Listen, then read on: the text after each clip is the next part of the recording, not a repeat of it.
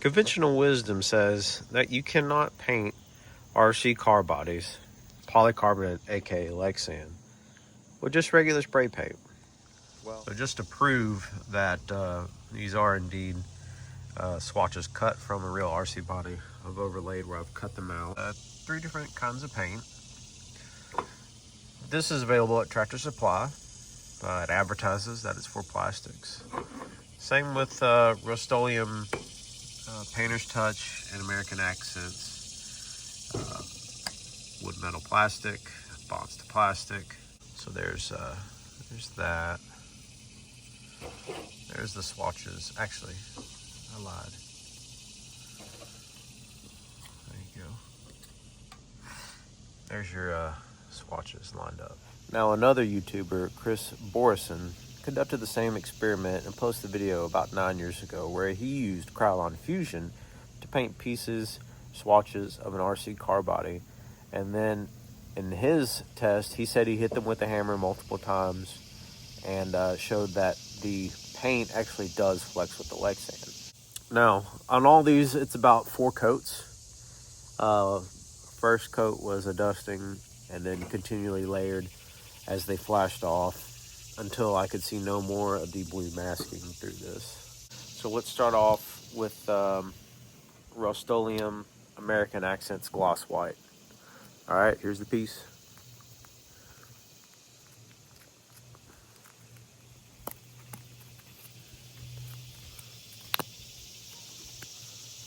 Look, no cracks, chips, or breaking. Let's do a scratch test. Really digging my nail into it. Here's the outside. See? Here's the inside where the paint is.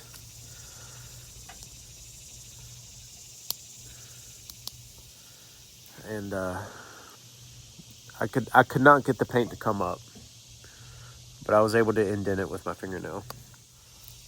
Let's try the cottage white.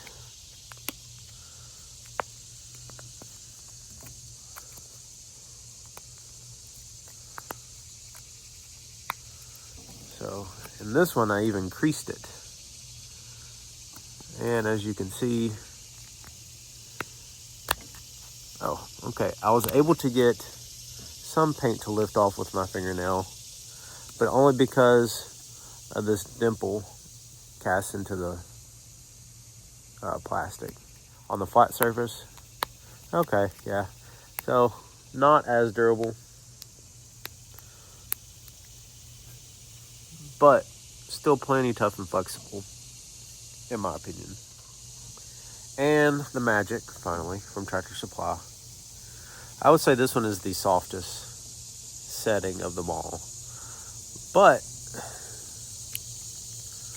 that should mean that it is the toughest. Toughness is the opposite of brittleness. So after I worked it several times, you can see there is some creases starting to form. But nothing like chipping or flaking off or anything like that. I did no prep to these swatches other than wash them with dish soap.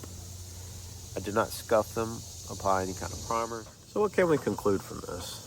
I think we can conclude from this experiment that for general hobby use, Rust-Oleum is perfectly fine to use on Lexan RC car bodies. It seems tough enough, it covers great, and most importantly, it's inexpensive.